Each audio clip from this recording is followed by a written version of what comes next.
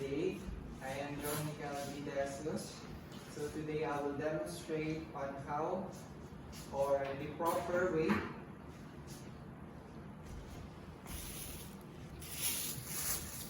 transferring for chair to bed and bed to chair. So let's start. So first I will check the patient chart to check the physical limitation of the patient and to ensure the safety of the patient.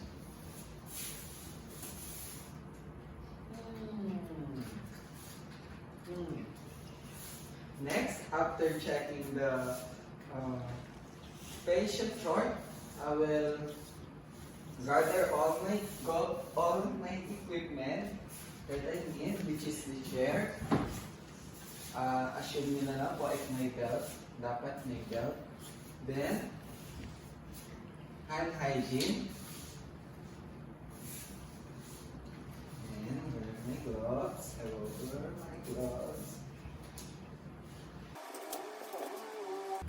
After wearing gloves, I will greet and identify the patient and explain the procedure. So, sir, good evening po. I am John Miguel Jesus, your student nurse for tonight. May I have your wristband po to see and to ensure the right patient. Sir, ano pong name niyo? Marcus Price. Sige pa po. Your date of birth? October 17, 2007. Alright. So sir, today po magbe-bed transferring po tayo. Bed to chair transferred and chair to bed. Okay? So I will close the curtain for the privacy of the patient. Then lower the side rails.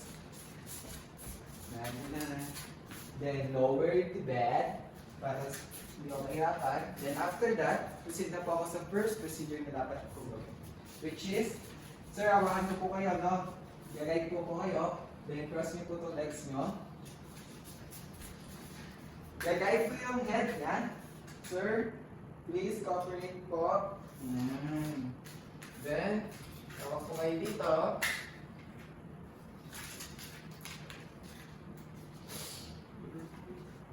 Then, yan. Masarap ka lang dito, no? Kaya sa may silent rails. Dito. Then, turn on, transfer ko siya sa chair. Yan, lapit ko lang to para mas madali ko siya maupo.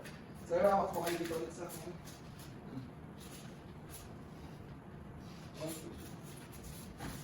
yun. Galing, sir.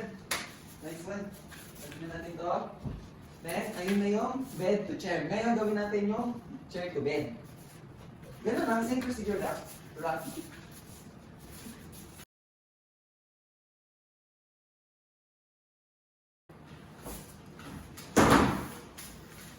Yan. Ang galing. Sir, piga ko na po kayo, no? So, hawakan mo siya dito. Then, yun. Okay na yan, sir. Ayan. Okay na. And then, remove your gloves.